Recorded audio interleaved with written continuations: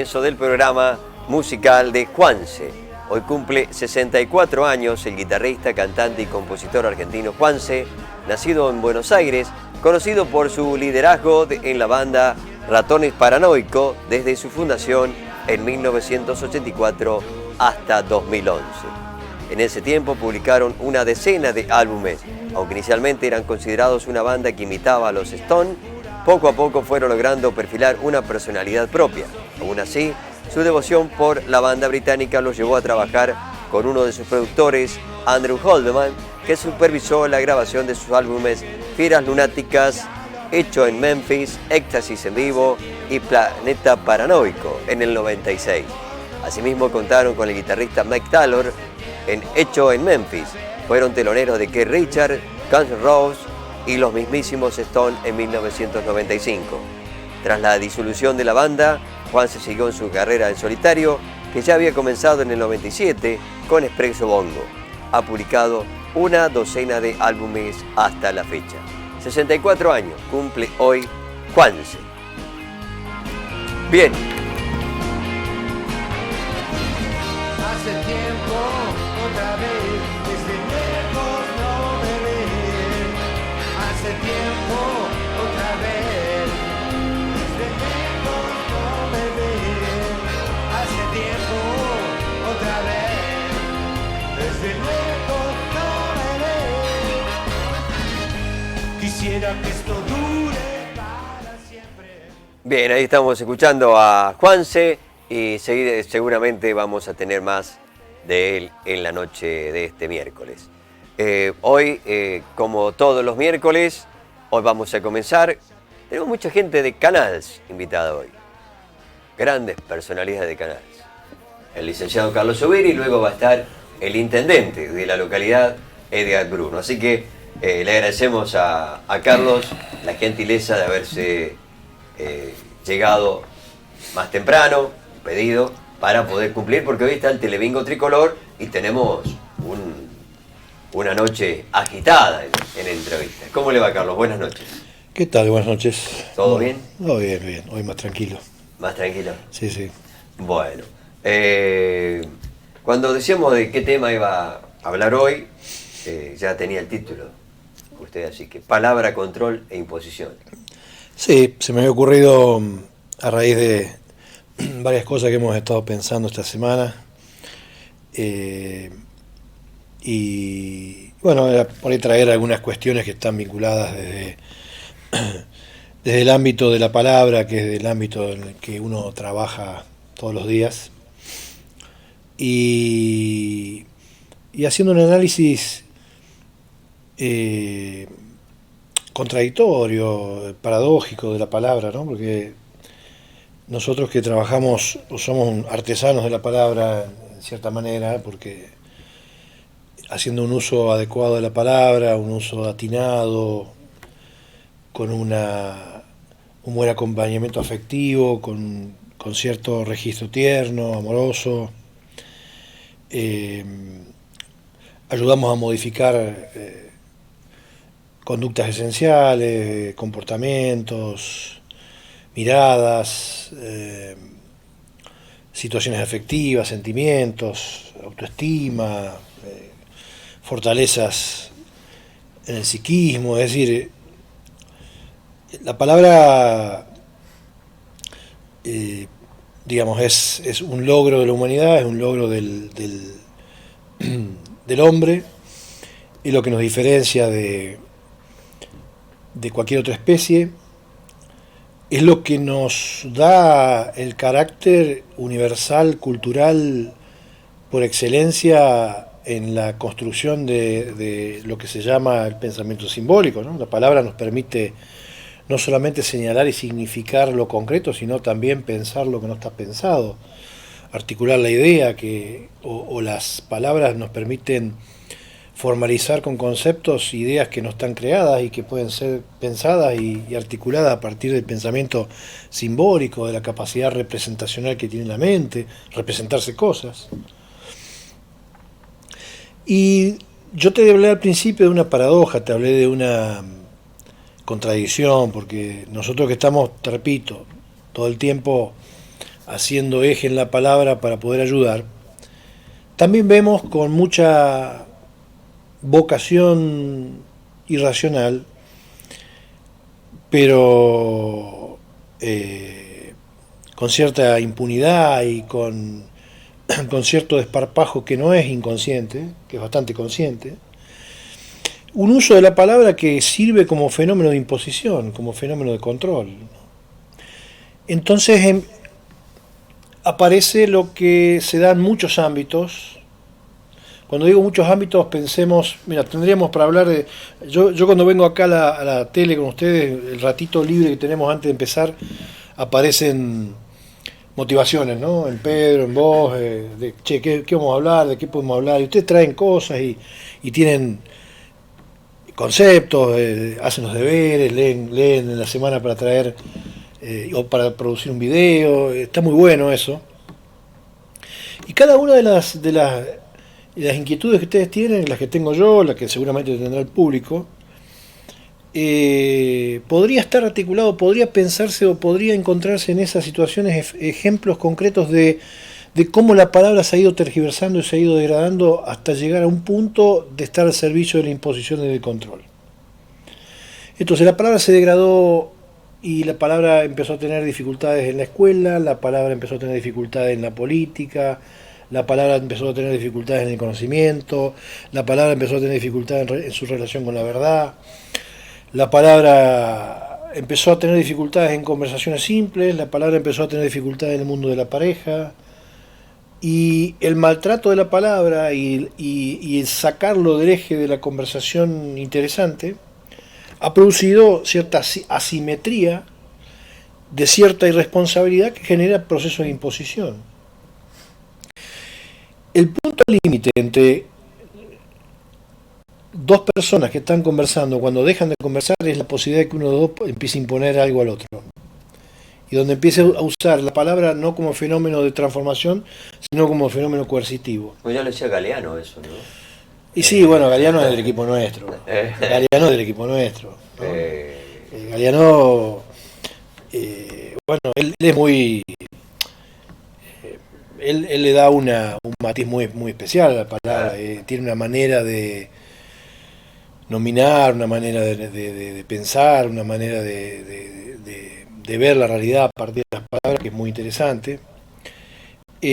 Ahora, este fenómeno de la palabra como imposición, hace un tiempo atrás a mí me llevó, hace como 1 año y medio, casi 2 te diría, en el grupo Escucha y Palabra yo una vez hice una ponencia, desarrollé un conversatorio que mencioné como la epistemología de la imposición, ¿no? Que es de alguna manera la observación de que hay una sociedad donde nadie quiere conversar con nadie, donde normalmente lo que se busca es imponer, lo que se busca es convencer al otro de que lo que uno piensa es la realidad, y se dejó de convivir, por eso también la dificultad imperiosa en el mundo de los vínculos, porque el vínculo implica dos que puedan convivir, vivir con, ¿no? Hay un reconocimiento del yo y el otro. Y la imposición ya es la colonización del otro. De alguna manera. Si lo llevamos a Sí, términos totalmente. generales. Yo creo que hemos hablado hace Sí. un tiempo atrás, cuando hablamos citábamos a Miguel Benazayac, ¿no? La colonización de todo lo vivo. La palabra, incluso la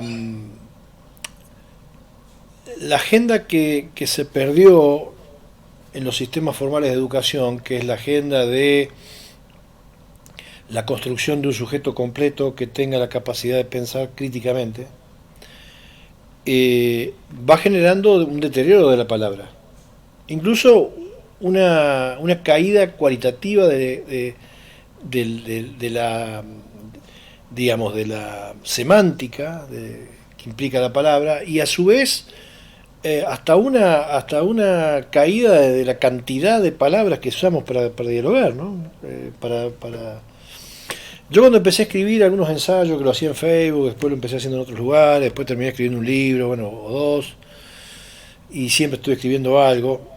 al principio tenía una especie de conflicto porque usaba una dialéctica de conversación o una dialéctica de escrito que a algunas personas les complicaba un poco la vida, ¿no? Y, y charlando con amigos algunos me decían, baja un poco y habla simple, y otros me decían, no, deja que la gente suba. A veces hay términos que son necesarios, hay conceptos que son necesarios, y la gente tiene que tomarse el tiempo de poder decir, che, bueno, ¿qué significa esto? ¿O por qué esta palabra Claro, está puesta pero acá? con la rapidez que hay hoy. Está, pero No, te entiendo. las grandes pero lecturas se dan con tiempo, y los grandes pensamientos se van generando, se van produciendo, no son espontáneos ni son mágicos. También la palabra ha estado en esa estrategia paradójica, ha estado al servicio de la del sinsentido, de la no significación, y esto trae de alguna manera como consecuencia el trasfondo de lo que ocurre con todo esto, que es un trasfondo de control. A ver, si tuviéramos que definir la sociedad en la actualidad, en general, ¿no? Tendríamos que decir que la sociedad tiene una neurosis obsesiva grave que se manifiesta, pensemos en la sociedad como un ser humano, ¿no?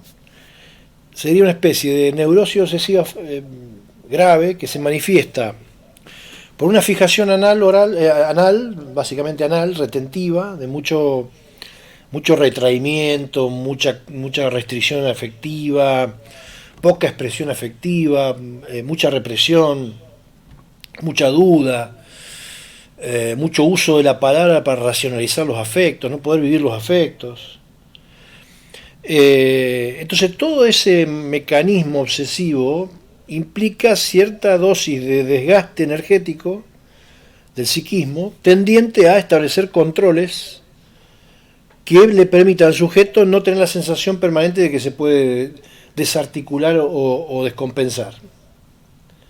A la sociedad le pasa lo mismo. Entonces la sociedad establece formas de control donde no permite que ciertas instancias o ciertos sectores de la sociedad tengan las licencias de poder transgredir ciertas cuestiones que son necesarias, ¿no? Entonces a veces se espera de los jóvenes que vayan hasta cierto nivel, se espera de los docentes que no tengan demasiado vuelo, se espera de los profesionales lo mismo, se espera del mundo en general, se espera un término medio que parece seguro pero que se torna poco entretenido y aburrido. ¿Sí? Es importante esto. Hoy va a traer, porque tiene que ver con la educación y la palabra y la memorización y lo que está ocurriendo, pero como no sé si es verdad, te voy a preguntar como profesor, hablaba un profe que hace 17 años que da la materia constitucional, no sé qué nombre tiene cuando se estudia la Constitución Argentina, y dice que ninguno en 17 años de los alumnos que le preguntó supo decir el preámbulo de la nación argentina. Yo no sé si es cierto, me dirán las escuelas si es obligación saberlo o no, pero por lo menos conocerlo, y tiene que ver con esto vos decís la palabra, bueno, y el estudio también, ¿no? Fíjate, y el maestro también. A ver, no sé si tiene que ver, pero no sé si es importante el preámbulo. Es muy importante, porque es la carta magna esencial primera de nuestra ¿Y lo saben los chicos? Sí, yo no estoy me acuerdo porque antes nos hacían memorizarlo. Por eso yo no estoy tan preocupado por si los chicos lo saben o no. De última es una lectura que vos la podés tener y... El tema es que sepa interpretar qué significa eso. Claro. ¿No? Por ejemplo, vivimos renegando de nuestros vecinos hermanos bolivianos, chilenos, paraguayos, colombianos, peruanos. Bueno. Y en realidad el preámbulo, este país es hermoso, más allá de algunos personajes, es un país hermoso, porque es uno de los países más libres del mundo. Es uno de los países más libres del mundo. Acá, digamos, uno de mis hijos convivió en Rosario con estudiantes de medicina que venían de Brasil a estudiar acá porque para algunos Sí, de Perú vienen también. bueno, de Perú, de todos lados, ¿no? Pero te estoy dando este ejemplo. Y donde se reciben y tienen el título argentino y estudian y estudian en la universidad pública y se les abre las puertas y conviven y participan de la sociedad argentina. Este es un país hermoso en ese sentido. Y el preámbulo lo establece. Si hay gente que se pone en contra de que vengan, cuando en realidad, bueno, en épocas muy duras de la Argentina, la gente a veces se atomiza a ciertas ideas pequeñitas y no ve lo macro. Claro. El mundo ha ido, el mundo la gente va y viene, la gente un tiempo se va a un lado, un tiempo cambia de lugar, los procesos migratorios en el mundo son permanentes, por procesos políticos, por procesos económicos, por procesos familiares, por procesos sociales, por un montón, por el estudio. O sea, los procesos migratorios son inevitables y son permanentes. Y hay momentos específicos que han sido cruciales, como por ejemplo los momentos políticos o sociales, como pudo haber sido la época del proceso militar en Argentina, donde otros países del mundo también le abrieron las puertas a muchos compatriotas que pudieron salvar su vida. Sí, sí. Entonces, por ahí... Tenés la memoria que Alfonsín cuando terminaba sus discursos siempre decía el preámbulo, ¿no? Y sí, Era emocionante escucharlo. Creo que ¿no? lo entendimos tarde a eso, porque en realidad no había mucha, inclusive para poder volver a vivir en democracia, había que tener claro ese concepto, ¿no? Por eso la importancia de las palabras.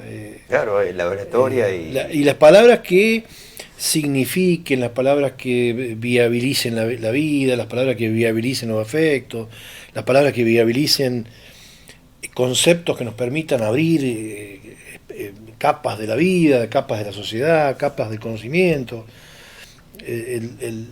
Yo digo que hay una tendencia natural a la mantención del statu quo y de que las cosas funcionen desde lugares seguros y hay tan poca capacidad de permitirnos jugar con los riesgos que implica dejar algunas cosas inconclusas o dejar algunas cosas sin definir para otro momento. Es como que tenemos que controlar todo, ¿no? Somos grandes obsesivos. Somos grandes obsesivos, como la película de Mejor Imposible, donde Jack Nicholson se empieza a enamorar de la camarera y se da cuenta que está enamorado porque está haciendo cosas que no hacía antes y va rompiendo su obsesión y corre desesperado al psiquiatra y se mete entre toda la gente que estaba esperando al psiquiatra y le pide un turno tocando en la puerta de forma desesperada porque se estaba desarmando. Claro, porque estaba empezando a sentir. La gente tiene miedo de sentir.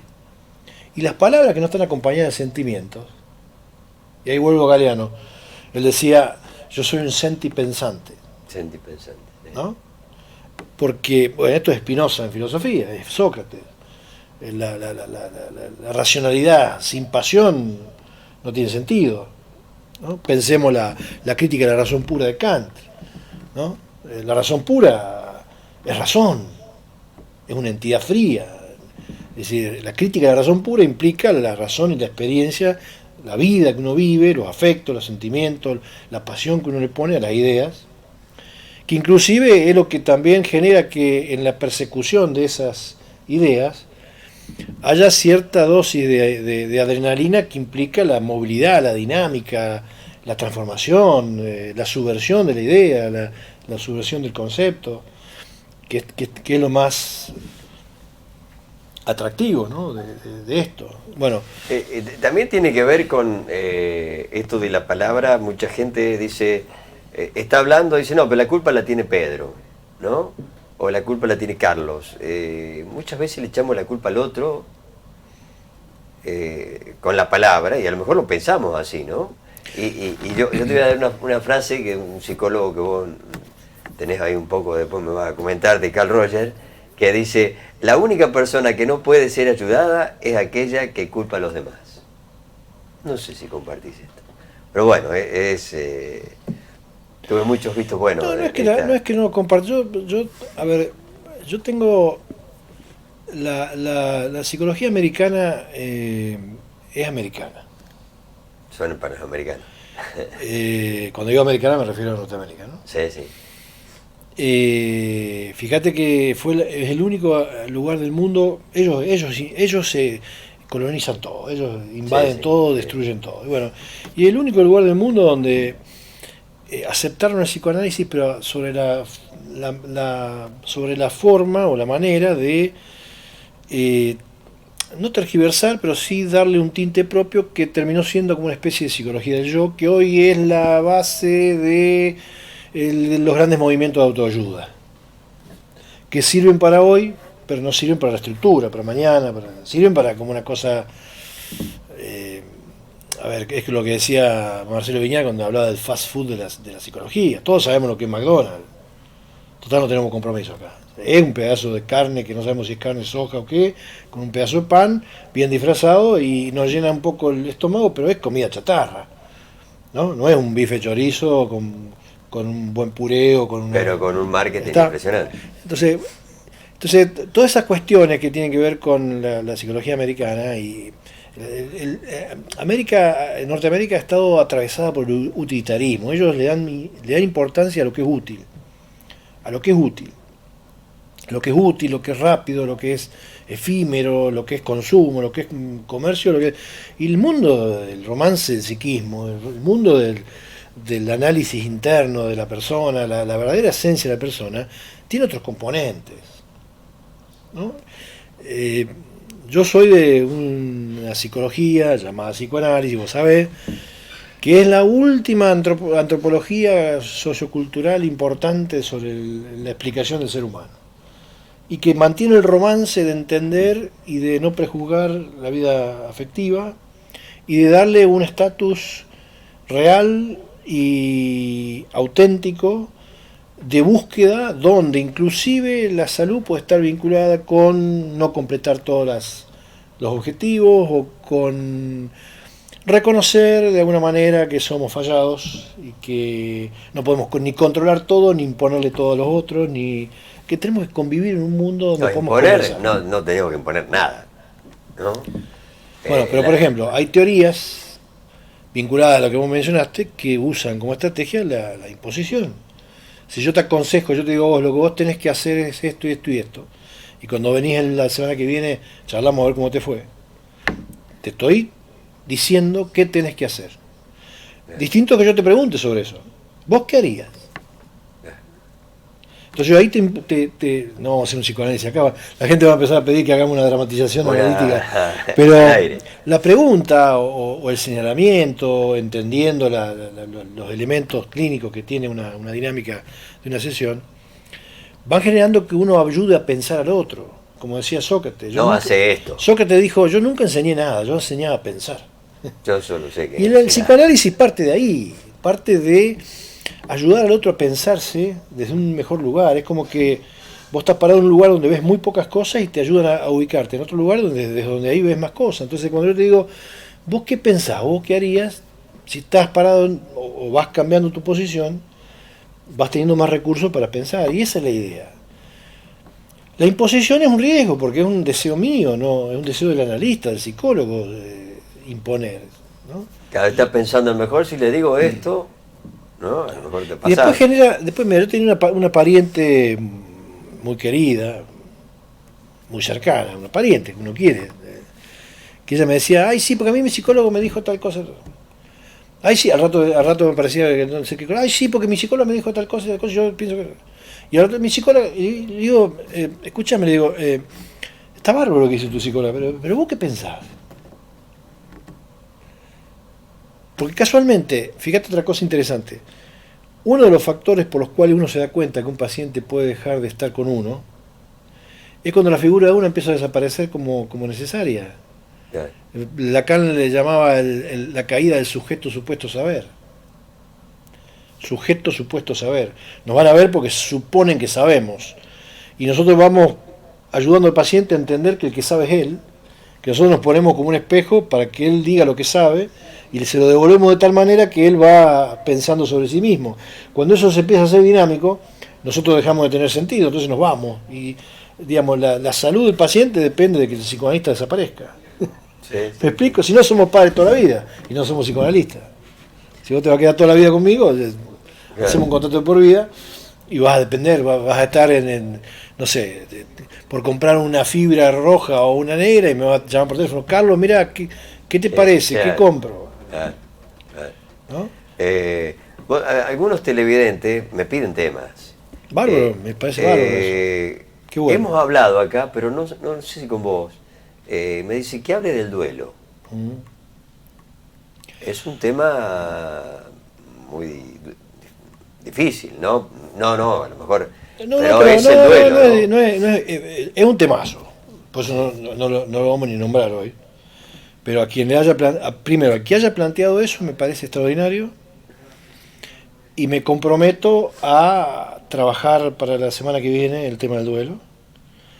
Porque es complejo. Soy una televidente, me lo pide. Es complejo, es inmanente a todas las personas. Hay duelos que son muy patentes, muy presentes en la personalidad de un sujeto. Hay duelos que son entendibles y esperables, pérdidas que son entendibles y esperables. Y después microduelos, que a veces no nos damos cuenta que van haciendo su efecto, ¿no? Microduelos. Como decía Rafael Paz, los microtraumas, ¿no? Entonces, y el duelo, obviamente, el título de Freud, de las obras completas de Freud de duelo, se llama Duelo y Melancolía. Vamos a hacer una introducción pequeña. La dificultad por la elaboración de un duelo normal que se traduce en patológico puede traer aparejada una depresión endógena, una depresión grave, que en algunos casos puede llegar al suicidio. ¿Sí? Normalmente, duelo en sí. Sí, normalmente cuando uno establece o recibe una consulta de una persona con mucho dolor psíquico, con mucha angustia, con ideas de muerte, uno revisa la historia de duelos, la historia de pérdidas, y cómo ha salido de cada una, cómo ha sido su evolución, si hay trascendencia entre una y otra, si hay relación entre una y otra, si los mecanismos de acción y los mecanismos de formulación del duelo y elaboración del duelo son parecidas entre uno y otro, los tiempos. Hay gente que le ocurre todo en 6 meses. Vivió toda una vida sin problemas y en 6 meses. Bueno, yo he escuchado historias de todo tipo, ¿no? Algunos en una semana, ¿no? Yo tengo un paciente, te hago esta historia clínica, pero ya podemos retomar la semana que viene si hablamos de duelo. Yo tengo un pacientito contamos esto si queréis con esto, de un pacientito en ese momento tenía 5 años, iba al jardín de infantes y bueno, su manera de relacionarse con el mundo era los golpes. Él se enojaba, se frustraba y te pegaba al punto de que había un momento donde perdía la relación entre yo y el otro y había un proceso mínimo de indiferenciación y de disociación mental. Es como que él en un momento te empezaba pegando a vos y en un segundo momento no sé si tenía claro que te estaba pegando a vos. Era tal la agresividad que lo disociaba. Bueno, te resumo, había una movida en un jardín infante para que ese chico se fuera del jardín infante, porque los padres dicen, vamos a sacar a los chicos porque él va y pega, sacamos a los chicos del jardín infante, y bueno, un lío bárbaro. Va la madre a consulta, me cuenta la historia del pibe, yo me conecto terriblemente con ese pibe y hice una contratransferencia de ayuda, me acuerdo que fue para mí extraordinario, y le digo a la madre, mira, lo vamos a empezar a atender, lo vamos a ayudar, pero al mismo tiempo yo quiero que me hagas una reunión en el jardín infante con todos los padres. Vamos a ir la semana que viene, yo te voy a cobrar la consulta como si era en otro pueblo. Total, yo tengo que pasar, no tengo gasto de nafta, así que... Y bueno, y fuimos al jardín infante, y en el jardín infante yo le explicaba a los padres que gracias a que ese nene gritaba y pegaba, eso le había permitido salvar la vida. Porque si esa bronca y esa agresividad y ese dolor lo mandaba para adentro, podía producir un proceso regresivo tan grande, inclusive tan grande que podría haber hecho una muerte súbita a temprana edad, antes de los 5 años. Te cuento por qué. La madre no podía quedar embarazada. Lucha, hasta que queda embarazada. Queda embarazada después de tanto esfuerzo y en el mismo embarazo del bebé, el primer mes de embarazo le detectan un cáncer al marido. Todo el embarazo que ella estuvo peleando con las quimios del marido, yendo y viniendo, con descomposiciones, con esto, se iba, venía, tensión, todo lo que es el manejo abdominal cuando uno está tensionado. Sí. ¿No? Nace el bebé y no se lo pusieron en la teta, se lo dieron a las abuelas porque la mujer tuvo que salir corriendo por unas quimios graves del marido a solventar al marido. Entonces ese bebé nace con pérdidas desde la panza, pasa con pérdida el primer día de vida. La primera teta nunca se la dieron. Había brazos de la abuela, que son brazos buenos, pero no son los brazos de la madre. Sí. Yo creo que ese pibe, cuando volvió a estar con la madre normalmente, lo que produjo fue una especie de reencuentro fallido, y donde cuando la madre empieza a estar un poco estable, y el pibe también, creo que tenía 1 año y medio, 2, el padre muere. ¿No fijaste en 1 año y medio, 2, la historia de ese pibe? Y de la madre. Pero no solamente las pérdidas. Y de la madre. No solamente las pérdidas, sino la pérdida del padre, la pérdida de la tranquilidad familiar, la pérdida de la madre cada tanto, micro pérdidas, porque la madre iba y venía, iba y venía. La pérdida de esto de ir de las abuelas, ir de la casa de las abuelas. La pérdida del pecho materno, la pérdida del padre. Entonces, gritarle a alguien o pegarle a alguien era, yo te pego y a veces me estoy refiriendo a vos. Esto es lo que la gente tiene, esto es el discurso de la palabra, esto es el psicoanálisis. Entender qué significan las cosas, que no solamente es un acto agresivo, que hay que hacerlo punible. Enseguida salimos todos los jueces de la Corte Suprema a decir hay que hacer esto, hay que hacer aquello, y lo último que hacemos es entender, ¿no? La palabra tiene que ser para entender, no para imponer, volviendo al tema de la palabra. Y en este caso la palabra, bueno, yo hice la introducción en ese jardín de infantes, le dije a los padres, a mí me encantaría que mi hijo vaya a un jardín de infantes donde él pueda ser parte de ayudar a un amigo. Y vengo acá para ver si ustedes son capaces de ayudar a sus hijos, para que ellos sean capaces de ayudar a un amigo que está en problemas. Bueno, lo hice llorar a todos, pero le salvamos la vida. Y anda bien ahora. Algún día voy a tener que escribir algunas locuras que he hecho en mi vida, porque son muy emocionantes. Pero bueno, sí, hace poco ya está en secundario, chico. Mirá qué bueno. Hace varios años ya. Bueno, muy interesante eso del duelo, Carlos, para tenerlo en cuenta. Y me quiero... Bueno, perdón, sí. A raíz del caso que conté, cuanto a más temprana edad es el duelo, más dificultoso es la elaboración. ¿Ah, sí? Porque el psiquismo tiene menos capacidad de elaboración, menos capacidad de recursos. ¿Sí? Entonces, cuanto uno más vida tiene vivida y más experiencia tiene, obviamente que el duelo, y si no tiene microduelos graves, a veces una sumatoria de microduelos no tan graves pueden hacerse graves por un duelo en otro momento de la vida que por relación con estos los dispara, si no están bien elaborados. Es un tema hermosísimo.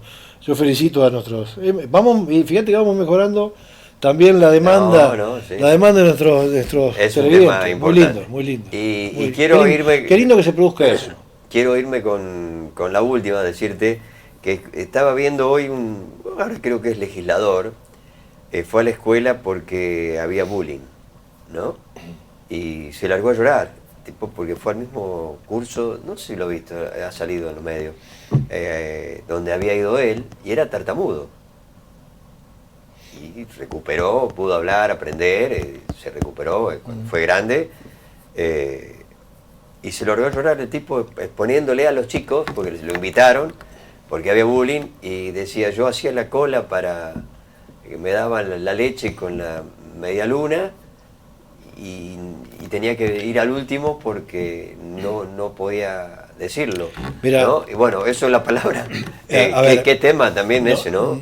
No nos vayamos sin decir esto que me lo disparás vos ahora con esto que decís. La palabra está tan deteriorada que ingresa deteriorada en la casa, en los chicos. Y con la palabra van valores. Entonces, hay un grueso de la población que, por dinámicas propias de la vida, empieza a creer que son superiores a otros y que eso les da licencia para poder manifestar cierto grado de agresividad. Una cosa es la agresividad como defensa, como decíamos hoy por el pibe y otra cosa es la agresividad sádica, perversa. Burlona. Perversa. Sí.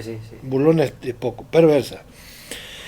Y Entonces de repente es una palabra que se traduce en situaciones sociales, que aparece como bullying, que está planteada ahí a partir de ser aprendida de esa manera, o sea, a partir de ser incorporada, identificada en un medio familiar con esos matices, ¿no?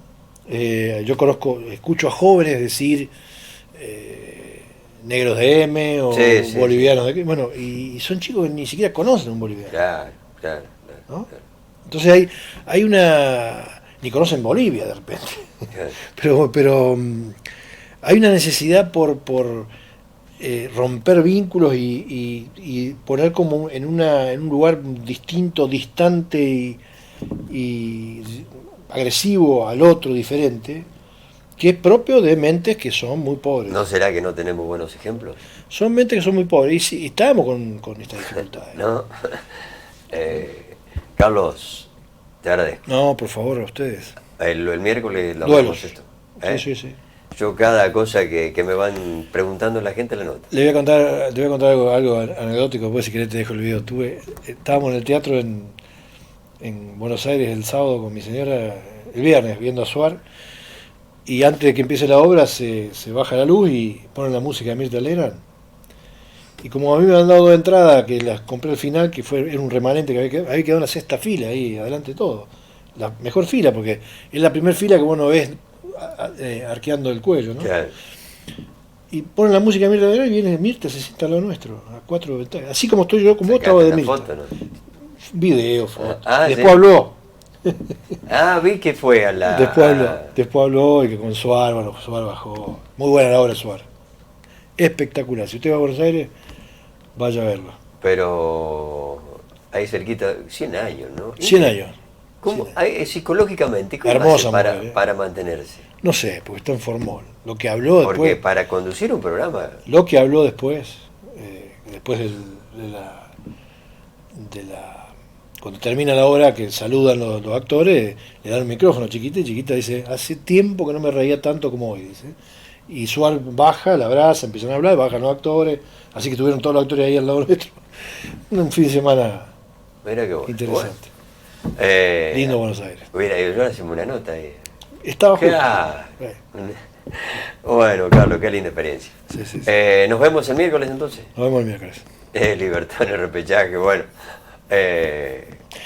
No lo para nadie canalense. El sábado me voy a un encuentro de historiadores a disertar con unos alumnos. Este sábado ahora. Sí, con unos alumnos. Y la otra semana, jueves, viernes y sábado, nos vamos con Negro Green a Godeken, Cañada Ucle, puede ser. Sí, lo había dicho. Y pero de la BU, tenemos como 6, 7 charlas ahí, 3 días. Así que mucha actividad. No te olvides de un asado con Mucha Pedro. actividad. Que nos debe Ningún que- problema, si no tengo Porque- problema. No. Bueno, gracias, Carlos. Dale. Nos vamos a la Nos vemos. pausa, Pedro. Ya venimos.